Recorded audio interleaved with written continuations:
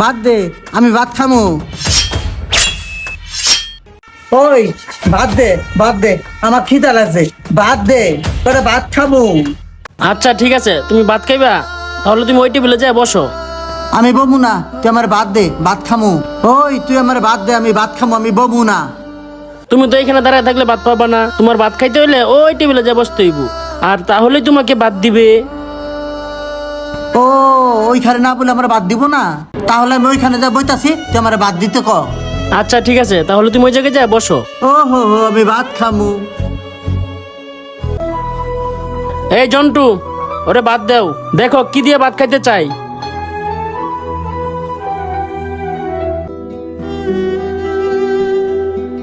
ভাত দে, ভাত দে, ভাত দে, ভাত দে, ভাত দে, ওই ওই ভাত দে, ওই তাড়াতাড়ি ভাত নিয়ে আয়।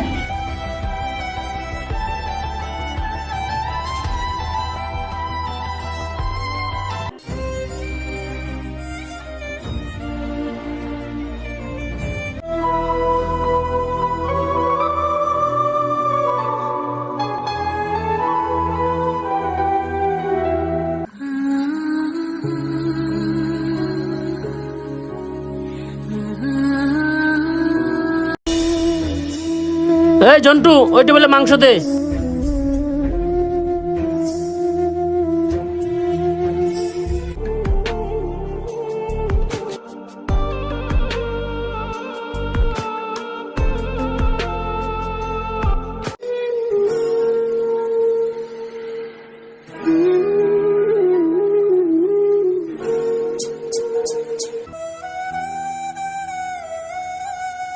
ভাই, আমারে কটা ভাত খাইতে দিবেন?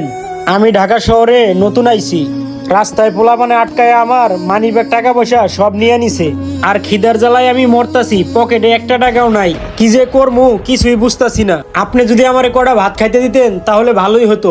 খিদায় পেটের ভিতর জ্বালাপুরা করতেছে, আমার তো আবার গ্যাস্ট্রিকের সমস্যা। ভাই, আপনি যদি আমারে কটা ভাত খাওয়াইতেন তাহলে আপনার জন্য আল্লাহর কাছে দুহাত তুলে দোয়া করতাম। যেই তো ছিনতাইকারী আপনার টাকা পয়সা মানি ব্যাগ সব নিয়ে গেছে, আপনার খিদা লাগছে, খাইবেন, কি আর করার আছে? কোনো সমস্যা নাই, ঠিক আছে, কোনো টাকা পয়সা দেওয়া লাগবে না, আপনি যা বসেন, আপনার খাবার দিচ্ছি। ঠিক আছে ভাই, আমি আপনার জন্য আল্লাহর কাছে দোয়া করব। ঠিক আছে ভাই, যান। ভাই, আল্লাহ আপনার ভালো করুক। এই জন্টু, ওনারে খাবার দে।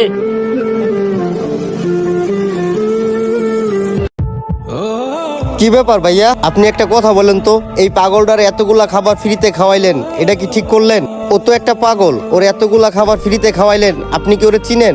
জি, ওরে তো আমি চিনি, ও তো একজন পাগল, ও তো বিভিন্ন জায়গায় রাস্তাঘাটে ঘোরাফেরা করে শুয়ে থাকে, আর ওর খিদা লাগছে, খাইতে এসে, এই জন্য ওরে আমি খাইতে দিছি। না ভাইয়া, আপনি ওরে চিনেন না, আর আপনি যদি ওরে চিনতেন তাহলে এতগুলা টাকার খাবার ফ্রিতে খাওয়াইতেন না। আর ওকে আমি চিনি, ও আমাদের এলাকায় ঘোরাফেরা করে, মাঝে মাঝে মানুষের কাছ থেকে টাকা পয়সা ছিনতাই করে, ছিনতাই করে নিয়ে উল্টা পাল্টা জিনিস খায়। আর আপনি কি না তার এতগুলা টাকার খাবার ফ্রিতে খাওয়াইলেন?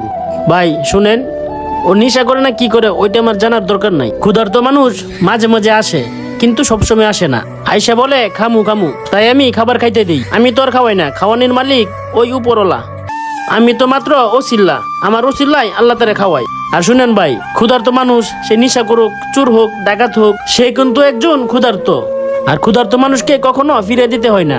এই যে দেখেন আমার হোটেলে কত মানুষকে খাওয়াই, কই আমার তো লস হয় না। এই যে দেখেন সব টেবিল ভরা, আর আমি যেমনি মানুষকে খাওয়াই তেমনি উপরওয়ালা আমারে অনেক দিছে, আলহামদুলিল্লাহ।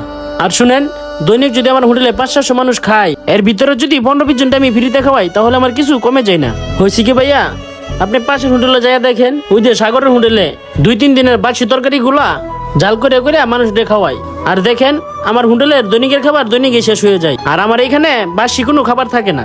আর এখন যদি আমি 10 কেজি চালের ভাত পাক করাই, 2 ঘন্টার ভিতরে শেষ হয়ে যাবে। তাহলে এইগুলি আল্লাহর রহমত না? আপনি বলেন।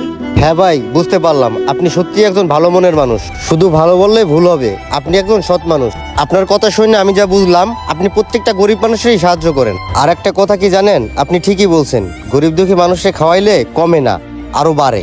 আর দেখেন, আপনি যে গরিব দুঃখী মানুষদের খাওয়াইতেছেন, আপনার কিন্তু কোনো দিক দিয়ে কমতেছে না, বরঞ্চ আপনার ব্যবসায় বরকত বেড়েই চলেছে।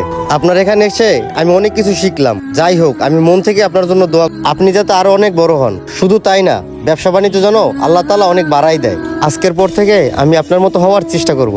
ভাই, তাইলে একটা কাজ করি, আমার কাছে তো ক্যাশ নাই, আপনার বিকাশে আমি 50,000 টাকা দিতেছি, সেই টাকা দিয়ে আপনি গরিব দুঃখী মানুষকে খাবার খাওয়াইয়েন। আপনি কিন্তু না করতে পারবেন না ভাই। ভাই আপনার নাম্বারটা বলেন। ওকে ভাই, দেখেন আপনার অ্যাকাউন্টে 50,000 টাকা চলে গেছে। হ্যাঁ ভাই, আসছে। এই টাকাটা দিয়ে যদি গরিব দুঃখী মানুষেরা খায়, আল্লাহ চাইলে তো আমার দিকেও তাকাইতে পারে। যাক, আমি আল্লাহর কাছে দোয়া করি আপনার যে চিন্তা ভাবনা আল্লাহ যেন পাল্টায় দেয়। আরেকটা জিনিস দেখেন, মানুষ কিন্তু আজকাল দান খয়রাত করে না। আরেকটা জিনিস চিন্তা করে দেখেন, যারা মন থেকে দান খয়রাত করে আল্লাহ কিন্তু তাদের সয় সম্পদ আরো বাড়াইয়া দেয়।